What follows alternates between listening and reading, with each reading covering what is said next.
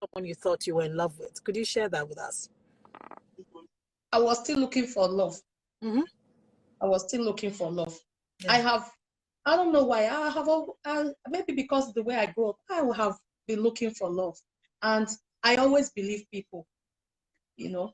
So I remember when I met this man that really made me the strongest woman. I am so happy. I always tell God, I am so happy that maybe he crossed my way, because him particularly was the one that made me to be stronger today. That I said I need to be strong, and I knew it all somehow. I met this person. I had no document. You know, when you had no document, there are people also there. There are men and women also there. As you said, it's not only the women that are victim. Men are also victim. There are people who has this document, what you don't have, that want to take advantage of it. I remember, anyway, I saw it coming. But as a Christian, that I was in Pentecostal in those days, Pentecostal churches, that I believe that prayer will change it all. I saw it coming. When they say you don't see the sign, I saw the sign coming. But I believe that there is nothing God cannot do. You know, there was a time even I dedicated myself for praying for one particular human being to change. That's always, I always say, you cannot intercede for someone that is not ready to change. You can't intercede, because I have done it. You understand? And I remember this person will always tell me, he would tell me when to receive phone calls, what to wear, what to eat, what we should cook and what we should not cook. He was just in control of my life, of everything. And which somehow I saw it was normal, because where am I? I'm nothing, because he has already told me that he's a big brother, that he knows what it is in France, that it's only him that can help me. And I believe this. So that got to a time that whenever there is a misunderstanding, it's either he beats me up or he pushed me to the street. There was once that happened. I don't need to question him anyway, because he was my boss. He's the one that knows it all. So he never allowed me to question him. Wherever there is a misunderstanding, I should shut up my mouth and not say anything. He will talk, conclude, and after, I will be the one to still apologize, because he was always right. There is always a reason. When he beat me, it's always my fault. When he pushed me out, it's always my fault. When he called the police or whatever, it's always my fault. I can't defend myself. I understand? He started doing it anyway, but for my own case, I wasn't hiding it. I was talking to people in the church. I was always telling them what I was going through. And there are some people that will tell me, you have to go, leave, take your things and go. And there are some that will still tell me you have to pray. So I choose that side of praying and praying and praying until one day it happened. And this time, a lot of good brothers and sisters said, if you go again, you are on your own. We will not help you. And this really got into me. And I said, no, I'm not going again. You know, as usual, he would throw me out and bring me in, throw me out and bring me in. He thought it would happen this time again. And when he came, I told him, I'm sorry, I'm done. I don't want again. Okay. I don't want. Okay. So, I mean, just for the purpose of those that are here listening to your story, because again, I'm seeing people, your story is not,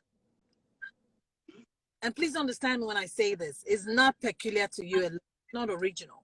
Meaning, there are people who have got, and that's why you're doing this. There are people who have also walked in your shoes or are walking in your shoes and watching things like this, because we never know where this video is going to go to. That is why I took the cross to come out and talk.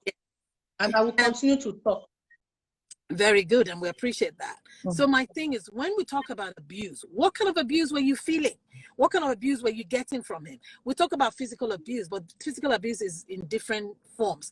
You have physical, where he will physically hit you. I'm thinking that's part of it. Then for women and men, but mostly women, there's also sexual abuse. People don't understand that being in a relationship,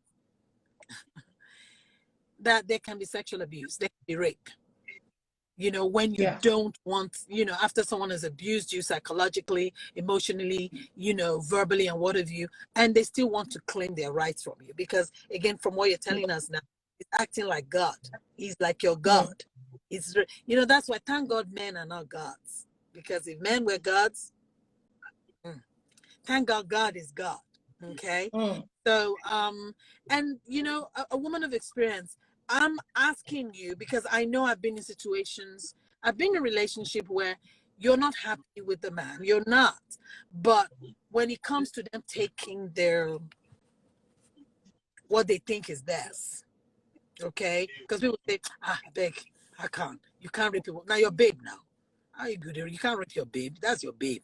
The funny thing is when men say that, you can't force them to have sex if they don't want to. So let's talk about the abuse, how that affected you. I mean, it wasn't just the physical, like the beating. It will beat you, right? Because yes, how dare you speak? You beat me, call me names, and this time around, I just hate everything, including your attitude towards me.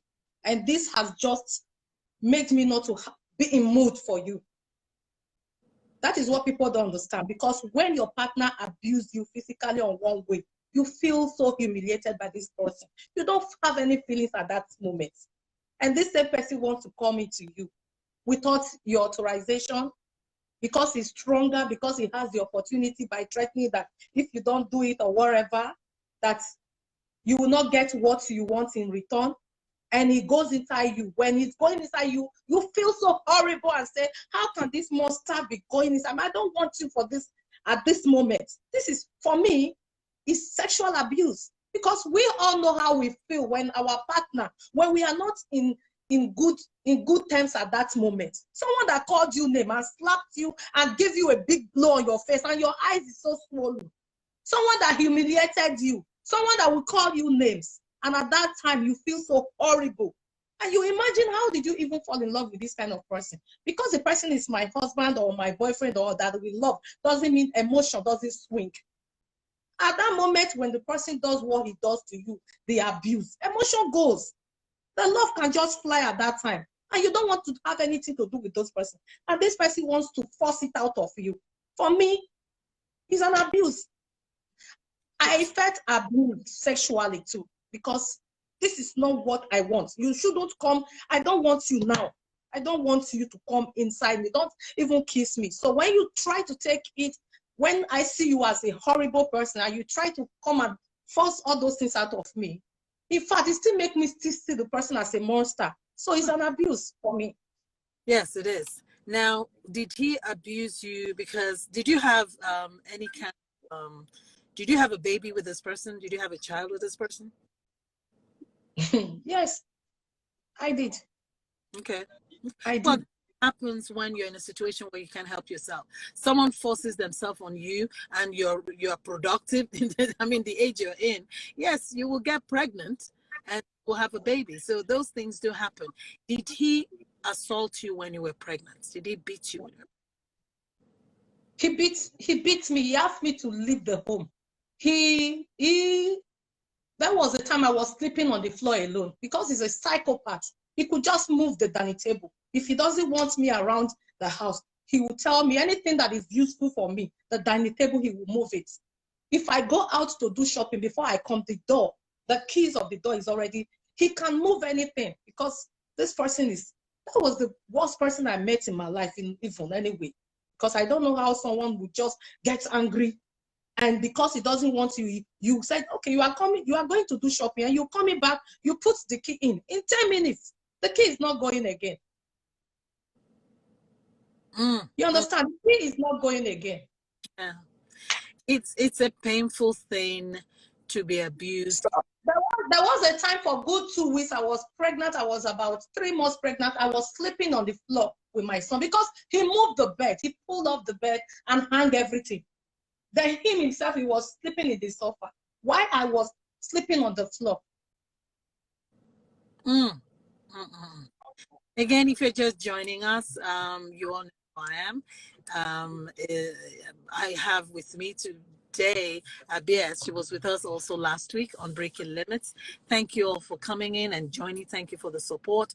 Abieyuwa again is taking us through her journey in life, growing up in a violent home where her dad was very abusive towards the mother, and inadvertently she also became drawn to and started to experience abuse herself in a relationship in a foreign land.